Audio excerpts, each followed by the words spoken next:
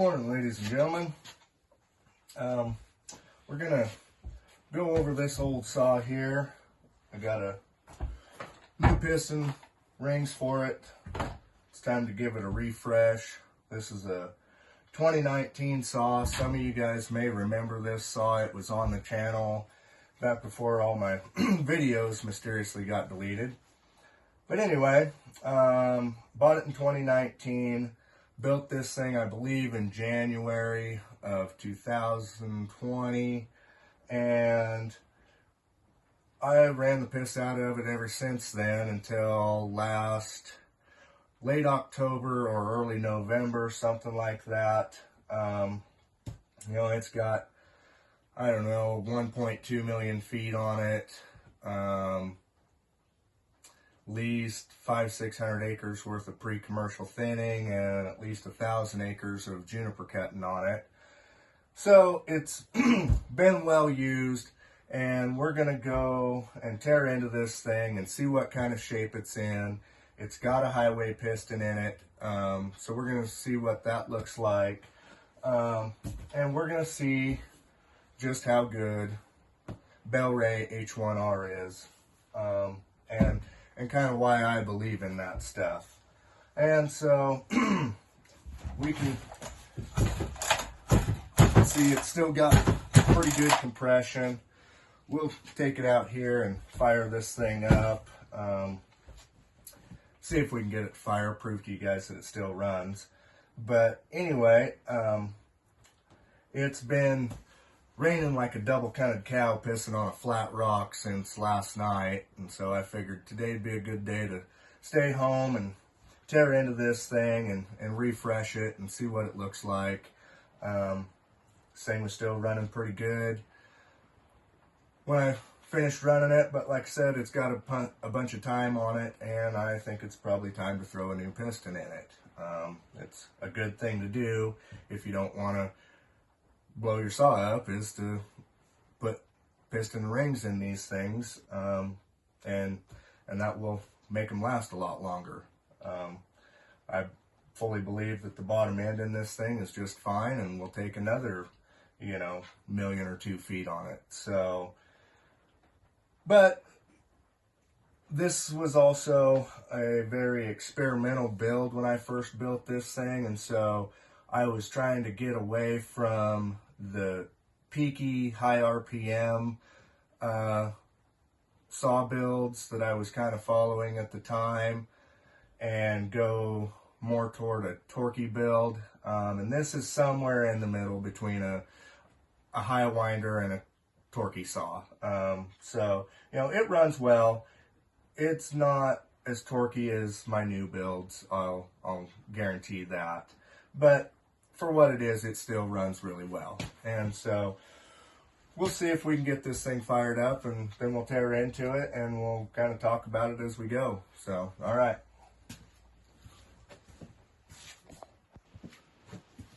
Well, you know what? It's just too much of a pain in the ass to move the tripod around.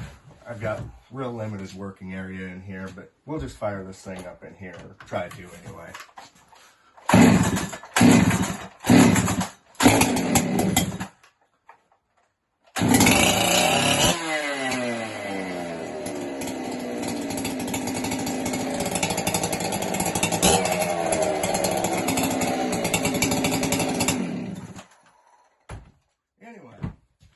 And yeah, that thing hasn't been fired up since last October or early November, so that's pretty good.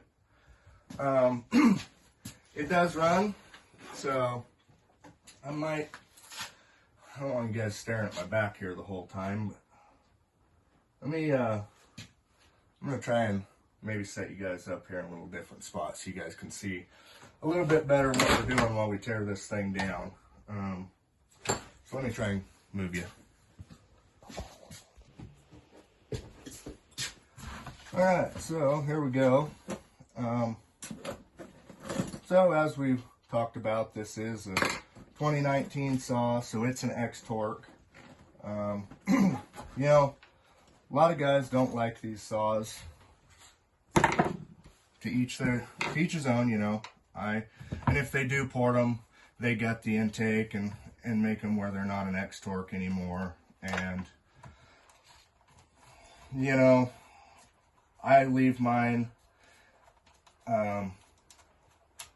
as X torques. I leave the boot intact. I don't get the boot. You know, they still have raw air being metered into them, and a lot of guys don't understand them, and so they don't like them. You know, it's like some of the cuts that I use. Just because people don't understand it, they don't like it. And, you know, which is fine. People are scared of things that they don't understand. I get that. And so, you know, and on that note, while we're talking about it, I'm going to throw out a disclaimer that some of the cuts that you see on here, you know, shouldn't be attempted by the average Joe Blow. They're more for guys who are in the business of actually falling timber on a daily basis in a strip, production falling, and ways to help them make their life easier, make it so you don't have to bang wedges as much, and save yourself energy. You know, energy saved is time saved, and so and more production at the end of the day. And so, you know, and I don't use these crazy cuts all the time, but like everything, there is a time and place for everything. And so, you know, just because you don't understand them, you know, doesn't make it a bad thing. And like I said, this isn't for the average Joe Blow out there wanting to cut a tree down in his backyard. This is for the professional guys who are maybe just getting going, or, you know, maybe even guys who've been doing it for quite a while, who've just never been around these kind of cuts. You know, I didn't invent these. You know, this stuff was all passed down to me by my old man. And he started in 71 and cut till, you know, till 2001. You know, he was cutting big time old growth back in the 70s and early 80s before the spotted owl came along. But, you know, I just wanted to throw that out there that, you know, I'm not trying to show you guys this stuff to thinking that this is something you guys should be doing every day and, you know, all the time. This is to help the true professionals out there make their day a little bit easier. And so we'll move on from that. But anyway, so, you know, what did I do to this thing and what's been done to it, you know, and in the amount of time that I've ran it. Like I said, this thing's got a pile of time on it, and I've put three throttle cables in it in that time. That's one of the biggest gripes I have about Huskies is their throttle cables. They wear through the sheathing, and then you don't get full throttle. And they're kind of a bear to change, but they ain't too bad really once you know how to do them. And we'll cover that eventually.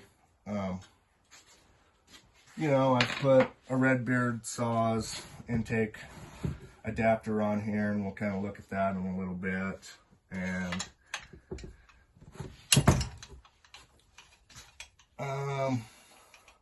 a bunch of ignition coil wire ends, the wire in here that snaps around the spark plug tends to break off, especially if you check your plug a lot like I do. You know, I tune by checking the plug and by ear mainly. You know, 2 or 3 starter ropes, It's got a different set of bars on it because I smashed it once. And what else? I think really that's, oh yeah, and I'll show you here that inside of the recoil assembly, the little white gear deal, I can't remember what it's called right now, that your starter rope wraps around, they'll get slop in the post that they ride on, and they'll start moving around, and as you're running them, your pull rope will start running out on you. And so I've replaced that once. You know, that's about it. Oh, kill switch. I've done a kill switch. But yeah, this piece right here, where this goes into here, this will start getting a bunch of slop in it from years of use. And, you know, this thing's 25, 30 bucks, something like that. You replace it. Bing, bang, boom, problem solved. Not a big issue. But yeah, you know, these saws just get a really bad rap, and I think it's kind of sad. And like I said, it's just mainly because people don't understand the function of the stratified part of them. But I'll tell you this: if there wasn't something to it, you wouldn't see all these new saws being stratoed and running the way they do. You know, that 592 is supposed to just be the bee's knees, and guess what? It's a stratoed saw. So there's got to be something to it. But anyway, we'll have this thing pulled down here in just a minute. And you know, I kind of want to talk about, you know, treating people the way I'd like to be treated too. You know, in my last video, I got an overwhelming amount of support, which I was actually surprised about. Only had one guy come on there and say that, you know, if I can't treat people the way I'd like to be treated, that I should be subscribing to the BBR way of life. And, well, here's the thing is, I am treating people the way I would like to be treated. You know, I grew up around men that said what they meant and meant what they said, and if they had a problem with somebody, they didn't pussyfoot around about it. They went to them and expressed how they felt. Oh man, that thing's bad shape. You know, they said what they meant, and they didn't try and, you know, present themselves as something that they're not, or try and force an idealistic view that they didn't really believe in. And so that's, you know, I've got a lot greater respect for somebody who, if they've got a problem with me, can just come straight to my face and say, you know, look, I don't agree with this, or whatever the case may be, you know, and we can discuss it, and we might not agree at the end of it, but at least you came to me directly and didn't pussyfoot around about it. That's my way of looking at things. You know, and anybody who knows me in real life here can testify that that's how I am in real life. If I've got a problem with somebody, or, you know, I hear somebody talking smack about me behind my back, I'm going to go straight to them and confront them about it. That's just how I am. And I think more men should be that way. You know, let's start making men great again. There used to be a time where men stood up for what they believed in. You know, I was raised that if you don't stand for something, you'll fall for anything. And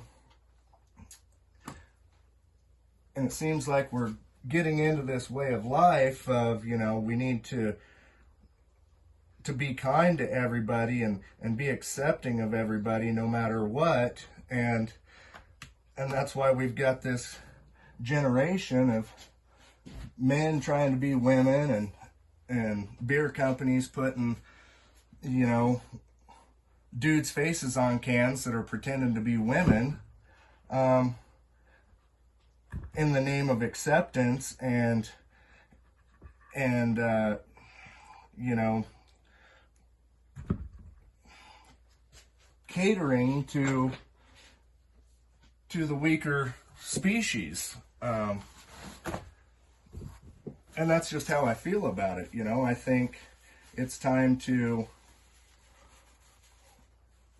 for men to get back into standing up for what they believe and voicing their opinion. You know, we don't all have to get along. We don't all have to sit around and sing Kumbaya and hold hands. It's okay to disagree with each other, you know, and it's okay to confront each other about it. You know, I'm not saying go out there and pick a fight with everybody you disagree with, but, you know, if you truly believe in something, stand up for it and speak your mind about it. And be willing to deal with the consequences. You know, that last video I posted, I fully stand behind what I said in that. And I will till the day I die. You know, and that's why I said this channel's going to kind of start changing, because I think it's really time that we all start standing up for the things we believe in and feel to be the truth. And yeah, you know, it may hurt some people's feelings, but, you know, that's the way it is. I'm entitled to my opinion, you're entitled to yours, and everybody's got an opinion, and they're all like assholes, they all stink, but, you know, that's our God-given right as Americans. And so, I just wanted to throw that out there. I burned up my little cheap air compressor yesterday, so I can't really blow this thing off very well. But this thing's all going to get cleaned up good anyway before we go back in, so I ain't too worried about getting a little bit of dirt in there. Just trying to get it apart fairly quick. But anyway, that was, you know, that's my little ramble on that. You know, I think there's a lot to be said for somebody who is willing to stand up for what they believe and confront somebody openly and not backhandedly do it or make snide little remarks, you know, things like that. I just ain't got much patience for that. I respect somebody much more if they just come directly to me and say, look, I don't agree with this, I don't like this, you know. That's the kind of man I was raised around. You know, I come from 4 generations of timber fallers. My great granddad started cutting logs in Idaho in the early 20s with crosscut axe and horses. And then my grandpa cut logs for 20 some years. My great granddad worked until the mid-70s. He's seen about every major innovation in logging that there was. And I got the pleasure of knowing that man. He died in mid-99 when I was just a little over 13, maybe 14. I don't really remember exactly, but I got to spend a lot of time with that man from the time I was about 9 until his passing, and he taught me a lot. About being honest and straightforward with people, and I, you know, I really miss him. But where I'm going with this is, you know, men used to be men, and I think we need to get back there. This country the way it is now, and we got to cater to everybody and be inclusive to everybody and not step on anyone's toes and not hurt anyone's feelings. you know, I think is just an absolute joke. And I don't subscribe to that way of thinking. You know, and if you do, that's fine. You know, and if my opinion pisses you off, well, you know, all the better, I guess. But this is just how I feel, and I figured I'd kind of get that out there while we're tearing this thing down. And, you know, this is one of my favorite things about Huskies is right here, we're about to pop the top end of this thing off and take a look in here. Oh, still got my impulse line hooked up here. But, you know, they come apart real easy. And so we'll take a look at this piston and ring and shit and see what Bell Ray looks like after a pile of use. And right off the bat, I gotta say, she don't look too bad. You know, I run a 50-to-1 mix. And yeah, definitely I'd say that this thing was due for a piston, but for the amount of time on her, she sure don't look bad at all. Not bad at all.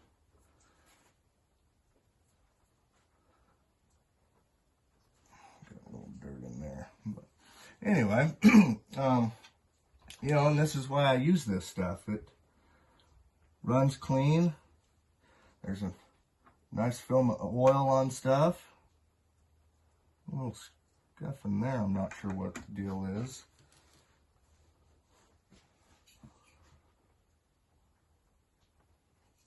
Carbon's not too awful bad.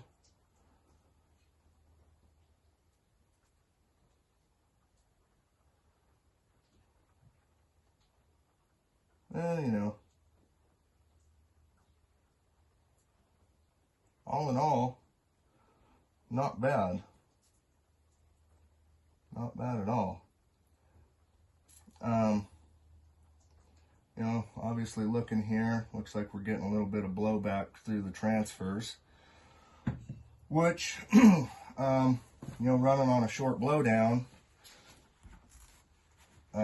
you're probably going to tend to have that. You know, this isn't super short, but it's not real long either. But anyway, I'll grab you here and we'll kind of look at this thing and see how she looks.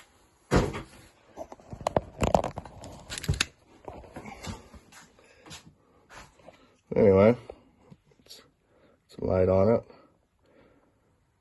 You know, that ain't too bad. You know, yeah, we've got some coking around the rings and stuff, but like I said, this thing's got, I don't know, I'll bet it's got close to 1,000 hours on it. And, you know, this is what a working saw looks like. You know, when you drive hour and a half, 2 hours one way, you know, she definitely due for a piston. But for a highway piston in that amount of time, you know, she's got to pop up. You can see, and you see we're burning nice and clean on the top there. Not hardly any carbon at all. But, you know, when you're driving hour and a half, 2 hours, one way, working 6 hours, driving back home, you know, you ain't got time to be spit shining your saw every night, especially after you grind chains, get kids ready for bed. You know, I've got 5 kids. I've got sports all the time. You know, we can still see some nice cross hatching there. But, you know, I just don't have time to be screwing around all the time with my saws. You know, they're a tool, and I run them and I keep them in good working order, but I'm not, you know, I keep the fins obviously are a little dirty here, but I try to keep my fins cleaned out. You know, they're obviously dirty, but not totally plugged up like I've seen them. I mean, I've seen some guys who take the top cover off and you can't even hardly see the fins. But, you know, this was kind of an experimental build. You see all my lower transfer work there. I had gutted the transfers out and did a little bit of upper work, kind of re-angled them. The exhaust on this thing, I did not polish. Didn't polish it, but you know, there's not much carbon in there for what it is, and that's why I like this Bell Ray. I'll try and get my light in here. You know, see, that ain't too horrible bad. You know, we'll take a look at, where'd that boot go? Oh, it's still on here. You know, it's still all X-Torque stuff. And so we're going to clean this thing up and get a piston put back in it and throw it back together. And that's kind of my rant for the day. Here's a look at that Redbeard horn. I really like these. They've got a nice smooth radius transition into the carburetor there. It's a lot better than what they come with stock. That stock elbow, you know, that air's running into a wall and making a hard 90 immediately coming into the saw. That really kills performance and throttle response and things like that. But anyway, I just wanted to tear this thing down and see what she looks like. And I gotta say, for being as worn as it is, you know, it's in pretty good shape. So maybe next time we'll go over kind of some of the stuff I did on it and go from there. But anyway, thank you guys for watching, and we'll catch you on the next one.